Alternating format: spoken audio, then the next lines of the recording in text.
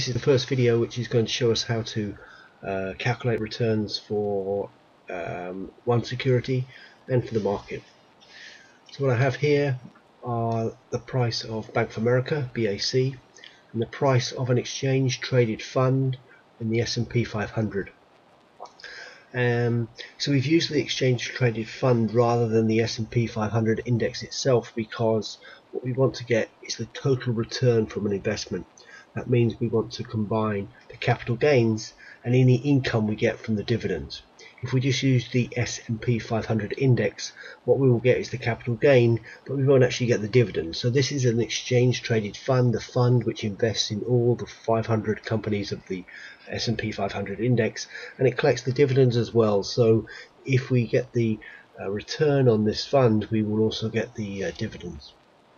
So first let me create an extra column by inserting a column, and what I'm going to calculate first of all are Bank of America returns. I'm going to use simple returns, which is just percentage change, and also the return on the S&P 500. So I'm going to put it in this square here, and it's equal the function, and it's going to be the equivalent of if I invested in Bank of America share on the 4th of September 2012 and then sold it on the 1st of October 2012. So buying on the 4th of September, selling on the 1st of October, 1 month, what return will I get? So first of all we need a bracket, and we have the selling price minus the buying price, so that's B2 minus B3, and all of that relative to the initial buying price, which is B3. So you can see the formula there. It's important to have the bracket. You need to do that subtraction before you do the division. So if we calculate this figure, and you can see it's 0.03284, that's 3.2%. If I right click on this and format the cell, I could change that into a percentage, which is a little bit easier to read, I think. We've got the calculation. And what we want to do is we want to get a sample of monthly returns. So we want to calculate the monthly return for each one of these months, and the data goes from January 2000 right up to October 2012. So we could drag that down, we could copy it, or if you look at the square, it's a big black square in the bottom right hand corner. If you hover the cursor there, you'll see a cross. Double click the cross and it will copy that down for you.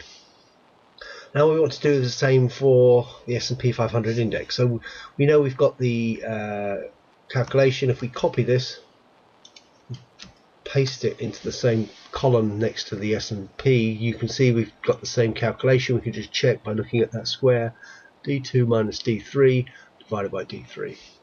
So we've got a sample of returns to Bank of America and a sample of returns to the exchange traded fund in the S&P 500. And I just want to now freeze the cells or the panes so that when I move down the page, I can still see the columns, I can still see what's going on. So with this sample I want to get some statistics which tell me something about the sample. I can have a look at the data, but I really want to summarize it. I want to describe it in a few simple statistics. The first thing you note here, we haven't got a return for January 2000 for either of these. That's because we didn't have the data for December 1999, so we couldn't make that calculation. So we haven't got a figure for that. And what I want to calculate here are a number of statistics, simple summaries of the data. And the first is the average, standard deviation, variance, maybe the skew, maybe kurtosis, but definitely the maximum and minimum. So let me look at the mean, and for the mean, the function in Excel is called average. So we've just put in equals average, and then what do we want to take the average of? Well, it's going to be C2 up to C154. So we can take the average of that. We can see it's 0.52. That tells us that the average monthly return for Bank of America is 0.52. Standard deviation, the function is STDEV dot S because we've got the sample rather than P, the population. Again, it's going to be C2 to C154. Gives us the standard deviation. The variance var C2 to C154. Skew, I'm not going to go into this, but if you want to have a look at this, it tells us whether it's symmetrical distribution, and kurtosis tells us whether it's got fat tails or not. You can look this up and look at more details if you're interested. I'm not going to go into this very much. Equals skew C2 to C154. Kurtosis is kurt C2 to C2 to C154. Maximum is simply equals max. That's going to be C2 to C154, and then equals min C2 to C154. Oops, what a mistake there somewhere. Oh yeah. So this summarizes the data. The average is a return of half of 1%. Standard deviation is 0.13. The variance is the square of that, 0.017. Slightly positive skew, quite a high kurtosis, so we do have fat tails. The maximum monthly gain was 73%, and the minimum was a loss of 53. And if we just copy this, highlight it and Control C, and then put it across to exactly the same place relative to our data for the S&P, then we'll calculate the same descriptive statistics for the S&P 500. You can see what we've got here is a return of the overall index or market of 0.27, standard deviation of 0.04, variance of 0.002, small negative skew, small bit of kurtosis.